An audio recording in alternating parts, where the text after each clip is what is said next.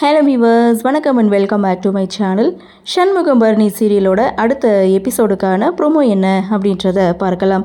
Last எபிசோடை பொறுத்த வரைக்கும் அறிவழகன் வீட்டுக்கு சண்முகம், பரணி, ரத்னா இவங்க எல்லாருமே போயிருக்காங்க. போன இடத்துல அறிவழகனோட அப்பா பார்த்திங்கன்னா ரத்னாவை தவறாக பேசுகிறாங்க. இதனால ரத்னா ரொம்பவே மனசுடைஞ்சு போகிறாங்க.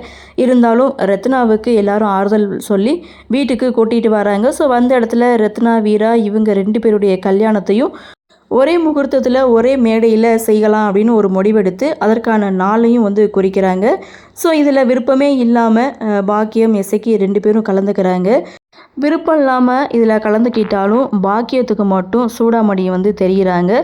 அப்போது சூடாமணி பாக்கியத்துக்கிட்ட சொல்கிறது, நீ ஒன்றும் கவலைப்படாத, நான் இருக்கிறேன் அப்படின்னு சொல்லும்போது பாக்கியம் ரொம்பவே தைரியமாக இருப்பாங்க. இதுதாங்க லாஸ்ட் எபிசோட். ப்ரொமோவை பொறுத்த வரைக்கும் சண்முகம், பரணி, வைகுண்டம் இவங்க எல்லாருமே சவுந்தரபாண்டி வீட்டுக்கு பத்திரிக்கை வைக்க போயிருக்காங்க.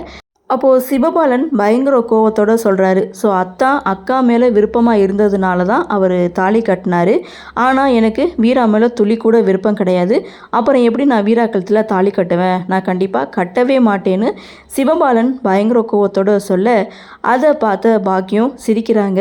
எப்படியா இருந்தாலும் நீ தான் வீரா கழுத்தில் தாலி கட்ட போகிற, இப்போ என்ன கல்யாணத்துக்கு வரணும் அவ்வளோதானே? நான் கண்டிப்பாக வருவேன், ஏன்னா இது என் மயனோட கல்யாணம், நான் இல்லாமல் எப்படி அப்படின்னு சொல்லிட்டு பாக்கியம் அங்கேருந்து போகிறாங்க.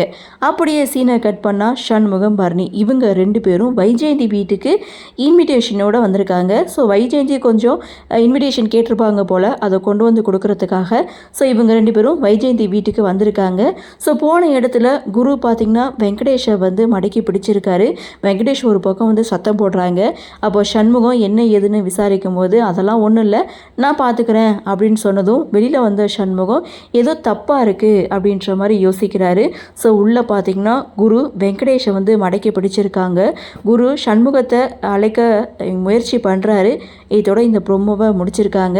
கலவரத்தோடு தான் கல்யாணம் நடக்க போகுது அப்படின்றதுல எந்த ஒரு சந்தேகமும் இல்லை.